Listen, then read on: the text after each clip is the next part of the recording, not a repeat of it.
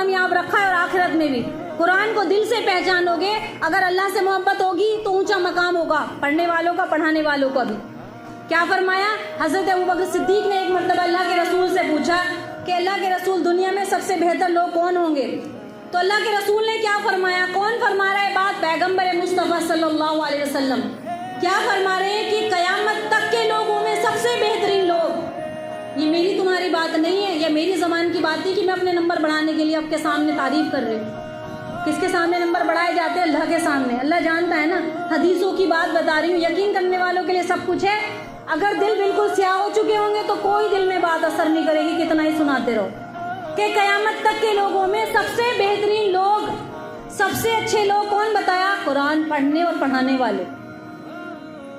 قیامت تک کے لوگوں میں نہ ڈاکٹر کا ذکر آیا نہ انجینئر کا ذکر آیا, حالانکہ ان کی اپنی اپنی ایک الگ ان کی ایک تعلیم ہے, ان سے بھی ہماری سماج کو فائدہ پہنچتا ہے, انسانوں کو فائدہ پہنچتا ہے. لیکن مقام اور مرتبے کی بات چل رہی ہے کہ سب سے بڑا مقام قیامت تک کے لوگوں میں بہترین لوگ وہ ہیں جو قرآن کو سیکھے اور سکھائیں. تو جہنم کے عذاب میں کیا فرمایا؟ منافق لوگ جائیں گے اور سب سے آخری طبقے میں ہوں گے.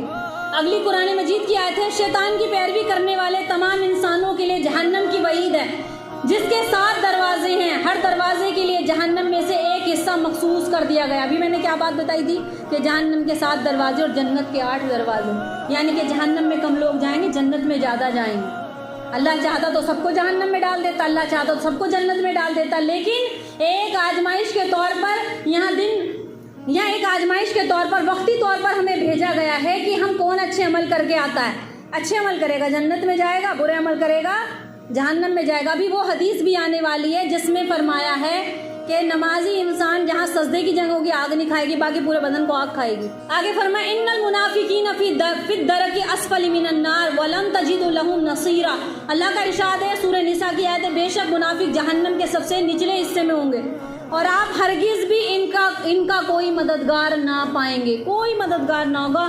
اگر وہ ساری دنیا کو ان کے سامنے لائیں اللہ کے کہ میں اللہ ساری زمین کو اگر تو سونا بنا دے میں تیرے آگے خرچ کر دوں, تیرے آگے راستے میں ڈال دوں, پھر اس وقت ان کی نہ تو کوئی مدد کی جائے گی, نہ ان سے کچھ قبول کیا جائے گا, نہ ان کی سفارش قبول کی جائے گی, بلکہ دردناک عذاب دیا جائے گا. تو منافق مت بننا, منافقوں میں سے نہ ہونا, کیونکہ منافق کا درجہ سب سے نچلی جہنم ہے کہ زبان سے کہہ کچھ اور رہا, دل میں کچھ اور ہے. تو ایسے ہی منافق وہ لوگ ہیں تو زبان سے کیا کہتے ہیں کہ ہم مسلمان ہیں, لیکن کام ان کے اچھے نہیں ہیں. کام کیسے؟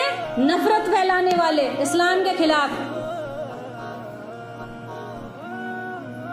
عن ابی ہریرہ ان نبی صلی اللہ علیہ وسلم قال تاکل النار ابن آدم الا آثر السجود حرم اللہ علی النار ان تاکل آثر السجود. جو میں نے حدیث بتانی تھی اب وہ پہنچے ہیں اس پر. کیا فرمایا کہ حضرت ابو ہریرہ رضی اللہ تعالیٰ عنہ روایت ہے کہ نبی کریم صلی اللہ علیہ وسلم نے ارشاد فرمایا آگ ابن آدم کے سارے جسم کو کھائے گی, آگ ابن آدم کے سارے جسم کو کھائے گی, لیکن سجدے والی جگہ کو نہیں کھائے گی. سارے جسم کو کھائے گی یعنی کہ سجدہ تو اسی کے پیشانی پہ پڑے گا نا جو 5 وقت کا نمازی ہوگا. غور کرو اس بات کو, کس کی پیشانی پر سجدے کا نشان پڑتا ہے؟ جو 5 وقت کے تہجد گزار بھی ہوتے بعض مرتبہ. اور ضروری نہیں کہ سب جائیں گے, لیکن بعض گناہوں کے سبب ان کی بھی پکڑ ہو سکتی ہے. دھیان رکھنا نماز پڑھنے والے, ہم بھی شامل ہیں اس میں. ابھی کسی کے ذہن میں آ جائے نا بس 5 وقت کی نماز پڑھ لی ہم سیدھے کہاں ہیں؟ جنت میں. تو اب حدیث کیا کہہ رہی ہے کہ سجدے کی جگہ کو آگ نہیں کھائے گی, باقی ساری جگہ کو کھا جائے گی. اللہ تعالیٰ نے آگ پر سجدے والی جگہ کو کھانا حرام فرما دیا ہے, سجدے والی جگہ کو نہیں کھائے گی. اسی لیے ہر وقت اللہ سے ڈرتے رہو. اپنے اگر جتنی ہم عبادت کر رہے ہیں اللہ کا فضل ہے, اللہ تیرے فضل سے تیری توفیق سے ہمیں سجدے کی توفیق ملی ہوئی ہے.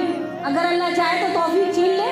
کتنے نمازیوں کو دیکھا ہے بے نمازی بنتے ہوئے, اور کتنے بے نمازیوں کو دیکھا ہے اللہ کی طرف آتے ہوئے.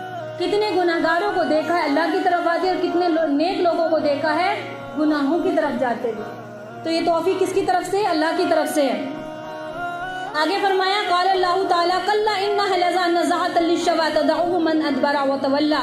سورہ ماعرج کی آیت, اللہ تعالیٰ کا ارشاد ہے ہرگز نہیں, وہ تو بھڑکتی ہوئی آگ ہے, بھڑکتی ہوئی آگ کی لپٹ ہے جو سر اور منہ کی خال کو ادھیڑ پھینکے گی، پکار پکار کر اپنی طرف بلائے گی ہر اس شخص کو جس نے حق سے منہ موڑا ہوگا۔ بہت بڑی بات ہے سننے کے لیے، دل پھٹ جائیں، اگر تھوڑی سی بھی ایمان کی ہمارے اندر چاہت ہو نا تو دل سمجھ میں آ جائے کہ کیا بات بولی جا رہی ہے، کہ جس نے حق سے منہ موڑا ہوگا۔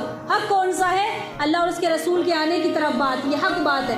آج لوگوں کو حق کی بات سمجھائی جاتی ہے تو ان سے منہ موڑ لیا جاتا ہے۔ ارے حال کو ادھیڑے گی، پکار پکار کر اپنی طرف لائے گی، اور ہر اس شخص کو جس نے حق سے منہ موڑا ہوگا، پیٹ پھیر کر مال جمع کیا ہوگا اور خرچ نہ کیا ہوگا۔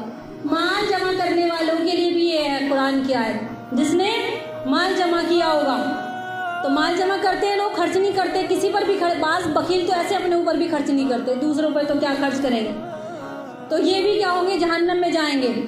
اگلی حدیث سے حضرت ابو ہریرہ رضی اللہ تعالیٰ عنہ سے روایت ہے، نبی کریم صلی اللہ علیہ وسلم نے ارشاد فرماتے ہوئے سنا ہے کہ بندہ کوئی ایسی بات زبان سے کہہ دیتا ہے جس کی وجہ سے وہ جہنم میں زمین اور آسمان کے درمیان فاصلے سے بھی نیچے چلا جاتا ہے۔ بعض مرتبہ زبان سے نکل جاتی ہے بات، تو توبہ استغفار کرے۔